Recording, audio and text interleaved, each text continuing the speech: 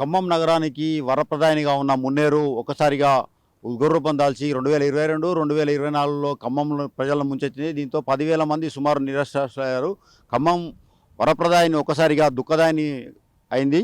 దీంతో అబ్బో ఇక్కడ కేజీ చీరలు కొంటే అర కేజీ చీరలు ఫ్రీ అంట. మంగళ్య షాపింగ్ మాల్ కేజీల్లో సేల్ టన్నుల్లో ఆనందం.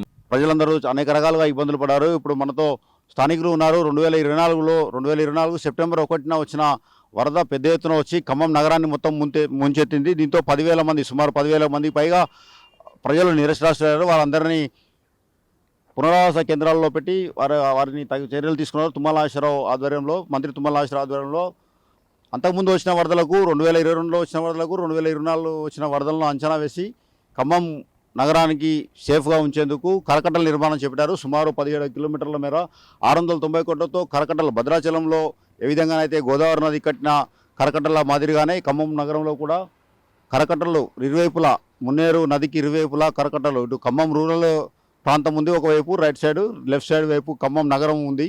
ఖమ్మం నగరాన్ని ముంచెత్తకుండా అటు రూరల్ మండలంలో ఉన్న జలగం నగర్, ఆర్టీసీ కాలనీని ముంచెత్తకుండా కరకట్టల నిర్మాణం చేపట్టారు. ఇప్పుడు మనతో స్థానికులు ఉన్నారు, వారితో మాట్లాడే ప్రయత్నం చేద్దాం. స్థానిక కాంగ్రెస్ నాయకులు ప్రసన్న కుమార్ ఉన్నారు. సార్ చెప్పండి, అప్పుడు వరద వచ్చినప్పుడు మీరు ఎలా ఫీల్ అయ్యారు? ఇప్పుడు ఈ కరకట్టల నిర్మాణంతో వరద రాకుండా ఆగుతుంది అనుకుంటున్నారా?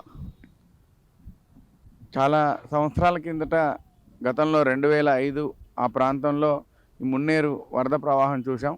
తర్వాత ఒక 20 సంవత్సరాల తర్వాత 2022లో మొదటిసారి మున్నేరు ఉగ్రరూపం దాల్చి అనుకోని స్థితిలో ఈ ప్రాంత ప్రజలందరినీ కూడా నిరాశ్రయులను చేసిన సంగతి చూసాం. అటు వెనక మళ్ళీ వెంటనే ఒక 2024లో మళ్ళీ మున్నేరు వరద ఉధృతి అనుకోని రీతిలో పెరిగి 33 అడుగులు 34 అడుగుల రికార్డు స్థాయిలో ఉండి ఈ ప్రాంతాన్ని అంతా కూడా ముంచి ప్రజలందరినీ కూడా నిరాశ్రయులు చేసిన దాఖలా మనం చూసాం.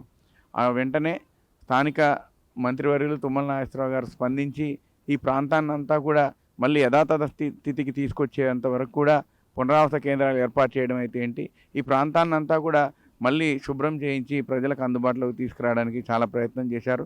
దీనికి శాశ్వత పరిష్కారంగా కాంగ్రెస్ ప్రభుత్వం ఈ యొక్క Munneru retaining wall, Munneru protection wall పనులను వేగవంతం చేసి భూసేకరణ కొంత ఆలస్యమైనప్పటికీ కూడా సాంకేతిక సమస్యలన్నింటినీ కూడా అధిగమించి ఇప్పుడు మున్నేరు ప్రొటెక్షన్ వాల్ పనులు పూర్తి కావస్తూ ఉన్నాయి.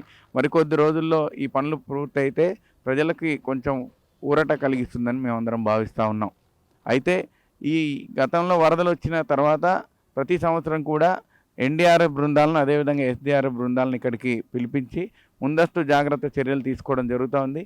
ఈ మధ్య కాలంలో కూడా ఒక వారం రోజుల క్రితం స్థానిక తహసీల్దార్ గారు, అదేవిధంగా కలెక్టర్ గారి సారథ్యంలో ఎన్డీఆర్ఎఫ్ బృందాలు ఈ ప్రాంతం అంతా కూడా పర్యటించి ప్రజల్ని చైతన్యం చేసి ఒకవేళ అనుకోని రీతిలో మళ్ళీ వరద వస్తే ఏ విధమైన చర్యలు తీసుకోవాలని ప్రజల్ని చైతన్యం చేయడం జరిగింది.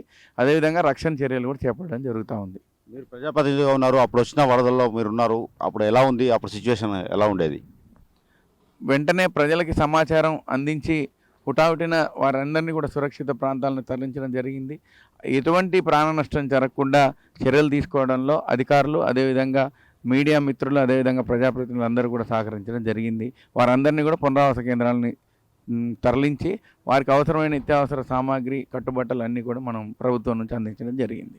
గత 50 ఏళ్లలో ఎన్నడూ లేని వరద 2022తో పాటు 2024లో సైతం వచ్చిందని, అప్పుడు అనేక రకాలుగా ప్రజలు ఇబ్బంది పడ్డారని, సుమారు 10,000 మంది నిరాశ్రయులని మనకు స్థానిక ప్రజాప్రతినిధిగా ఉన్న ప్రసన్నకృష్ణ చెప్తున్నారు. అదేవిధంగా స్థానికులు ఉన్నారు మనతో మాట్లాడేందుకు.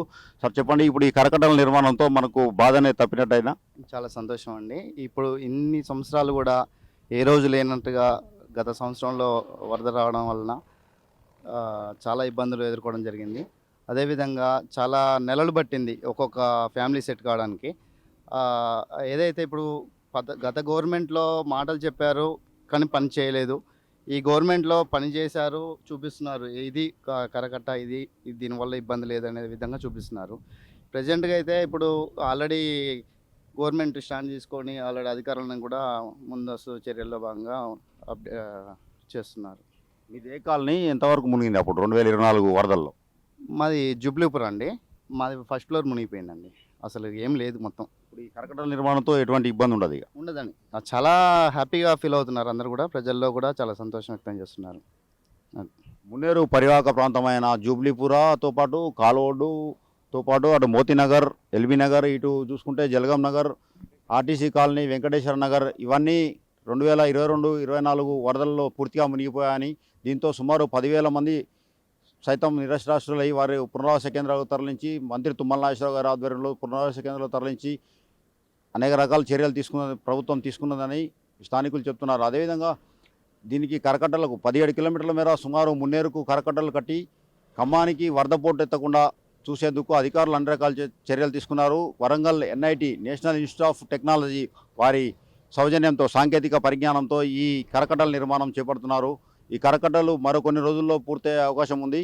ఎల్నినో ప్రభావంతో ఇప్పటివరకు వర్షాలు పెద్దగా రానప్పటికీ ఇప్పటివరకు ఎల్నినో ప్రభావంతో వర్షాలు పడలేదు. వర్షాలు పడితే ఈ కరకట్టల నిర్మాణం పూర్తి కానందుకు ఎంతో కొంత ఖమ్మానికి వరద ఎఫెక్ట్ ఉండేది. కాకపోతే ఇప్పుడు ఎల్నినో ప్రభావంతో వర్షాలు లేకపోవడంతో ఖమ్మం అధికారులు ఊపిరి పీల్చుకున్నారు.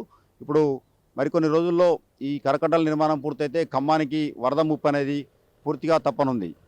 కెమెరామ్యాన్ నాగేందర్తో హరీష్, RTV, ఖమ్మం.